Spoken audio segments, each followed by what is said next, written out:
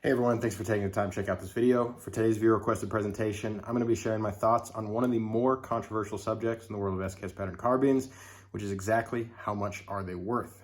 There's a lot of disagreement in comment sections on how much you should or shouldn't spend on an SKS, and I thought it was about time I weighed in on this issue. Before we get started, however, a couple quick disclaimers. First, I'm an American, and therefore my opinions are going to be most applicable to the American civilian market. Obviously, the basic economic principles at play here are going to be universal, so I do think this content will be generally relevant, whether or not you live in a country that has put a flag on the moon, but there will also surely be some elements which are specific to the United States, so fair warning. Second, everything in this video is nothing more than my personal opinion. If you're a friend of this channel and you've historically found that my personal opinion is worth your consideration, well, I certainly appreciate that, but it doesn't mean that I'm always right. Always understand that I can only represent one perspective, my perspective, and informed viewers would be wise to consider multiple perspectives in drawing their own conclusions, particularly in matters of personal finance. With all that out of the way, let's dive in. The way I want to approach this question, which is how much is an SKS really worth, is by offering multiple answers that are going to get increasingly nuanced as we go through this video. So with that in mind, let's start at the most basic level and work our way up from there. The first thing we need to understand when we start talking about the value of SKS pattern carbines is that essentially 100% of SKS pattern carbines in the world are surplus or second-hand items, which means that their value is overwhelmingly consumer driven. This is as opposed to new production commercial firearms, for which the value is heavily tethered to manufacturing costs. Despite what classic firearms and some others would have you believe, decades-old military weapon systems produced on contract, used in government service, and ultimately phased out of inventory do not have manufacturer's suggested retail prices, or MSRPs.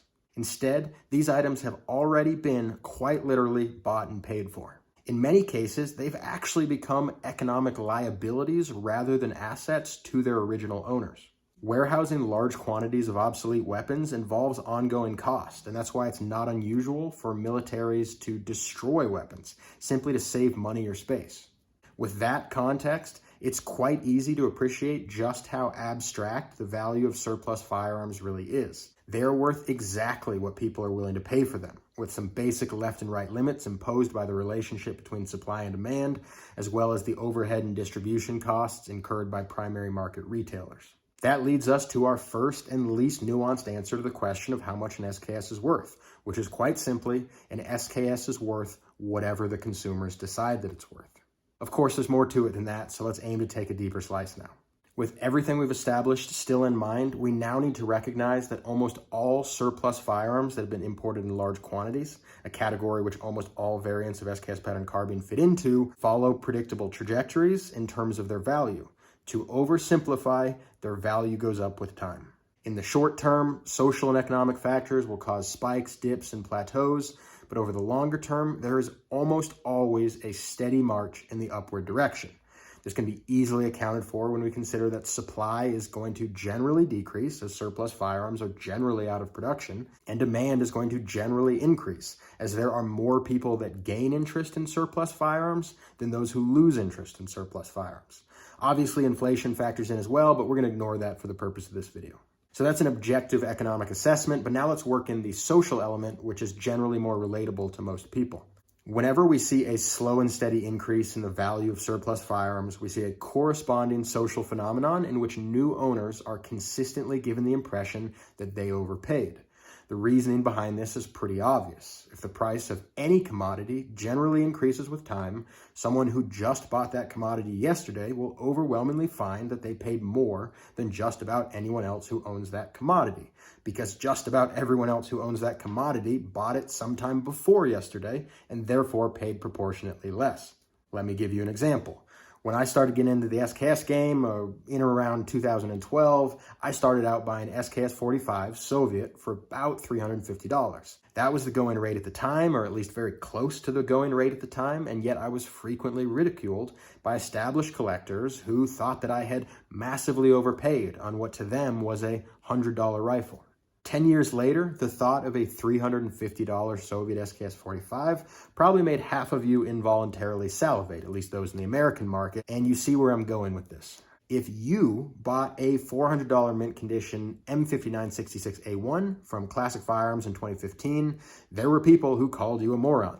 95% of those people would give you $600 for that rifle today because they know they could sell it for $800 on Gunbroker in 48 hours or less. If you bought a Sino-Banian Type 56 carbine in 2019 for $350, people also said that was way too much money. By 2022, that price was all the way up to $500, and they still sold out their inventory of tens of thousands. In other words, if you want to know what a fair price is today, don't ask people who already own the thing. Go on Gunbroker, use the advanced search feature, find 10 examples that are comparable to what you're interested in buying. Make sure you're limiting your search to auctions that actually sold. Then get rid of the 2 highest sale prices, get rid of the 2 lowest sale prices, and find the average sale price of the remaining 6. That's not the only way to go about this, but that will get you a number which is going to be very close to the going rate. Anyone who gives you a hard time for paying that going rate for a rifle that you want is either an idiot who is new to this hobby or a jerk who's been around for a little while. Either way, you can feel free to ignore those people. So what's going on here? Well, we're making the simple observation that almost anyone who has ever bought an SKS for something resembling fair market value has historically been guaranteed to experience 2 things. First, they will discover that they paid more for their rifle than just about anyone else who owns one. And some of those chat room commandos will have so little going on in their personal life that they will make a big deal out of letting new buyers know about that. Second, if that new buyer waits a couple of years, they will inevitably have the experience of watching new buyers enter the market at a higher price than they did, and they will be grateful that they got in when they did. And that leads us to our second answer to today's question. Yes, the SKS is still worth whatever consumers decide it's worth. However, consumers are predictable. Consumers will overwhelmingly decide that the SKS is worth more than it was worth last year, but less than it's worth next year. So obviously it's a bit more precise, but still super basic. Let's go deeper still now and talk about some of those social and economic factors I alluded to earlier, which help shape and define larger trends in value.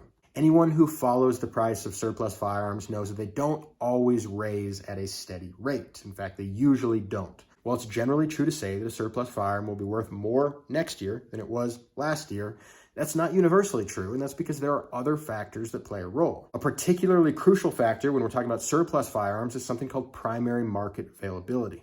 Primary market availability simply means that the weapon system in question has been imported recently and is still available in bulk from professional vendors. For example, the Chinese Type 56 carbine was very recently available on the primary market in the United States, and I believe is still currently available on the primary market in Canada.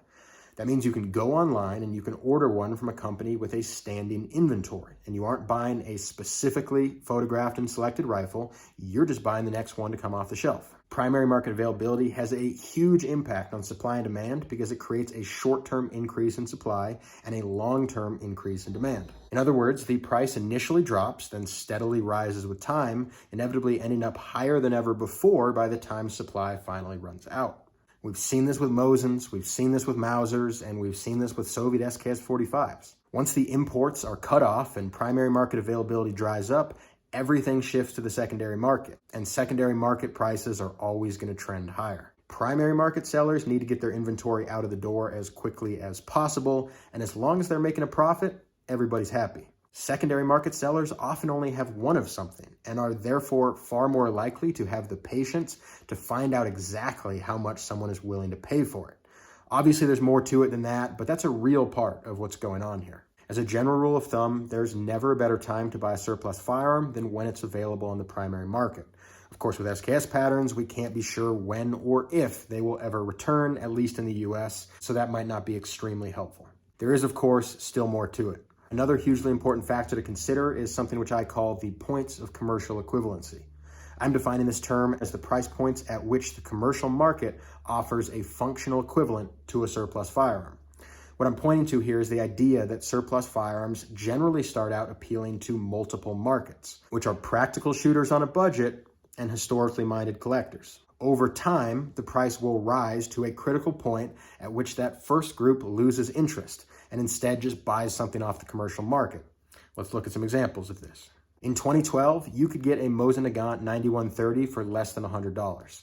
The commercial market did not offer a bolt-action rifle chambered in a full-power cartridge for anything quite near that price. As such, the 9130 appealed to a wide variety of people, many of whom had zero interest in its value as a collector's item. But rather, these people had accurately assessed the 9130 was the most affordable means by which they could effectively hunt or have full-power fun at the range. Over time, demand for that particular platform increased and supply of that particular platform decreased. And eventually the price reached a point at which it just made more sense for those people to buy a Savage Axis or a Ruger American. Demand then decreased, however, prices remained stable just beyond the point of commercial equivalency. That's just one example, but there's dozens. I had a friend growing up who carried a PM pistol in part because it was just more reliable than anything commercially available at that price point. It made a lot of sense. Half of us have grandfathers wwho hunted deer with sporterized K98Ks and Arisakas because after World War II, it was much cheaper to hunt with a captured enemy weapon than buy a Winchester or Marlin off the shelf. This concept is neither new nor complex, but now let's take a look at exactly how it applies to the SKS. Personally, I can identify 3 points of commercial equivalency which apply to SKS pattern carbines. First, the SKS has historically appealed to people who simply wanted a functional defensive rifle on a budget. There was a time, at least in the US, where the SKS was the cheapest firearm, which was capable of filling in a home defense role, or something that most people thought was capable of filling in a home defense role. It is clear that in the US, SKS prices across the board have crossed this point of commercial equivalency, which in the US market I would say is around $450. For the same price point as the cheapest Chinese SKS pattern, it is possible to get a pretty solid entry-level AR-15, which is a more capable weapon system in just about every imaginable role. But that's not the only way to measure commercial equivalency. Some people like rustic, auto-loading 30 caliber ranch rifles. It's a popular niche. That's why the Ruger Mini 30 exists and sells well. The SKS pattern also fits into this niche, and Chinese examples have not come close to hitting this point of commercial equivalency, which is around $900 to $1,000. In other words, there are still people who want something like a Ruger Mini 30 and buy an SKS because it's the best deal available to them. Finally, some people make firearm purchasing decisions based on manufacturing type and quality. Let me ask you this. What is the second cheapest auto-loading rifle on the US market, which features both a milled steel receiver and a cold hammer forged chrome lined barrel? I may well be ignoring something, but off the top of my head, I can't think of anything that meets that description that costs less than $1,750. So what's the point of these points of commercial equivalency? Well, these are all different projections of how much an SKS could be worth to different consumer bases. If you're looking for a purely utilitarian defensive rifle, the SKS is probably worth at most around $350. If you're looking for a wood-stocked, auto-loading 30 caliber ranch rifle, the SKS is probably worth a good $750 or so. And if you don't like cast receivers, MIM internals, and non-lined barrels, well, the SKS may well be worth well over $1,000 to you, because even at that price point, it would still be the cheapest way to get those features you care about. That's the significance of commercial equivalency. And whether it's a weak pull or a strong pull, prices will always be pulled towards these points because there will always be consumers willing to pay those prices. So now let's talk about one more type of buyer, and the type of buyer who I think is best represented in my audience, the collector. I am myself, after all, a collector. I didn't buy any of my SKS patterns because I thought they were an affordable alternative to a commercially available option. I bought them because I appreciated and wanted to feel connected to the specific history of each variant. This is why this Albanian 56-1 is technically worth more than most of my Chinese Type 56 carbines, despite being objectively a much worse rifle. There are far fewer 56-1s available, therefore they command a higher sale price among collectors specifically. And the other thing about the collecting community is that nothing will ever stop a collector's ability to drive up the price of something. Bitter Reddit dwellers will lament on this fantasy idea that if we all just agreed to pay the same prices, prices would never rise, but that's not how the real world works. I want an East German Carabiner S. It's my dream gun. Unfortunately for me, I'm not the only person in that situation, and only a few of these things sell every year. Some of the people who share my interest in that platform have much deeper pockets than me, and they're starting to sell for around $10,000 a piece. That's just how this game goes. I remember when SVT40s were selling for 900 and people thought that was insane. Now, if you list an SVT40 for less than 3,000, it will sell in 48 hours. Collectors are voracious, and they are ultimately the engine of insatiable hunger, which drives surplus prices higher and higher with no end in sight. So how much is an SKS worth? Well, sometimes it depends which SKS you are talking about, how many of them are on the market, and most importantly, how much interest they generate among collectors. So now that we've covered all that ground, let me try to synthesize all of that into a useful summary. In my opinion, the value of SKS pattern carbines across the board is likely to continue to increase with time. While some people have accurately deduced the SKS pattern is no longer a cost-effective choice for a defensive rifle in most parts of the United States, that doesn't mean that they are now overpriced. All that means is that 1 out of 3 significant points of commercial equivalency have been eclipsed, which is another way of saying that there are still 2 types of utilitarian buyers and the majority of the collector market who are totally willing to sustain and inflate current pricing. I think the Chinese Type 56 carbine in particular is still a phenomenally well-valued ranch rifle in 2023, considering that it goes for not much more than half of the price of its nearest commercial equivalent and is built to a much higher standard. I love Ruger, but please understand that if they manufactured the Mini 30 to the standards of an average SKS, the price tag would at minimum double. In other words, the fact that the Type 56 carbine used to be much cheaper than it is now does not mean that it's no longer a good deal. I believe it used to be an amazing deal, and now it's just a pretty darn good deal. Anytime I hear someone claim that $500 is way too much for an SKS, I get flashbacks to all the times I heard that $500 was too much for a Wasser or $500 was too much for a Vepr. Those voices have always been in this community, but it doesn't make them right. The Type 56 carbine is still the cheapest auto-loading surplus rifle on the market by a lot, and that will not last forever. As for Soviet, Romanian, Albanian, and Yugoslavian variants, in my opinion, that's a matter for collectors to sort out themselves. Are they a good purchase for anything other than a collector's item? Probably not. Are they good investments? It depends what you mean. They're probably not good investments in the sense that it's not a good way to increase your net worth, but historically speaking, it's true that they're much more likely to appreciate than they are to depreciate.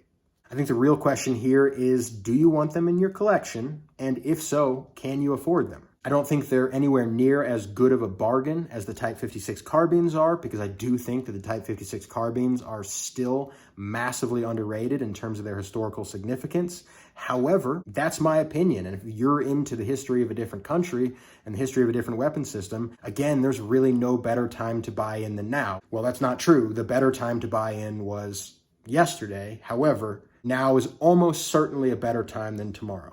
It's hard to put a price tag on history, but believe me when I say that if you don't, someone else will. I generally feel very fortunate to have gotten into CNR when I did. At least relative to my age, I was able to put together a pretty satisfying collection that I never would have been able to afford with today's prices. That said, I also know all too well the feeling of watching an item I really want slowly drift out of my price range, never to return. For me, that was the SVT40, the 545 Mullet RPK, the Polytech Legend, the Carabiner S, the North Korean Type 63, the list goes on. The point is that if for you watching, that list looks more like Soviet SKS 45, Romanian M56, Yugo M59, and you're in a position to responsibly purchase those things, it may be in your interest to strike while you have the opportunity. I can't see the future, but that's what makes sense according to my experiences over the past 10 years. That's about it, guys. As usual, I hope you found this video helpful or at least thought-provoking. Brief housekeeping, I do apologize for the delay in my videos recently. I know it's been about a month or something. Part of that had to do with me getting a little concerned about the steps YouTube was taking to go after certain firearm channels. And part of that is honestly just the fact that I haven't felt super sharp or motivated lately. I don't want to be someone who uploads just for the sake of uploading. If I'm going to put my face on the internet talking about things that I genuinely care about and find interesting, I'd like to at least be able to say that my heart was in it. With that in mind, if any of you have presentations that you'd like to see me do, even if you've suggested them in the past, I would love to see a little bit of inspiration in the comment section. Sometimes that's exactly what I need to focus up and crank out a decent video. As I've said before, some of the videos that ultimately I was most happy with were videos that I did in like 3 hours after responding to a comment that really got me excited. So That's always appreciated. Last thing, for friends of this channel, a while back I promised you a stripper clip giveaway. I know that I'm doing a pretty bad job of keeping to the timelines that I come up with, but I am going to make that happen. That is happening over on Utreon.com. Although 10-round stripper clips are not prohibited according to YouTube's community guidelines, YouTube has made it very clear that they are not restricting themselves to their own guidelines in going after channels that provide information that they don't want you to have access to. So I'll be doing that over on Utreon. Link to my Utreon is in the description for this video, or you can just search me, triangle26, number 26, triangle, the word, at Utreon.com. And over there, I will be putting out the contest rules soon. Spoiler alert, unfortunately, it's going to be U.S. residents only. That's just U.S. law. I apologize. I am looking at things for Canadians and non-North Americans in the future, but for now, we're doing stripper clips for U.S. residents. And as well, I will be announcing the opening of a small Triangle 26 shop. All I'm doing right now is selling packs of premium Czechoslovakian stripper clips. I personally find that they are the best stripper clips on the planet for SKS pattern carbines. They're all that I use personally. I have actually sold them in different capacities. Some of you probably have bought some from me before, to be honest, without knowing it. And I will just be doing that through my own shop now instead of using extra vendors. In any case, I hope that by cutting out that middleman and maybe getting a little bit bigger market, I'll be able to fund some slightly higher quality videos for the rest of this year. And that's it, guys. As always, thank you so much for watching, and I hope you have a great rest of your day.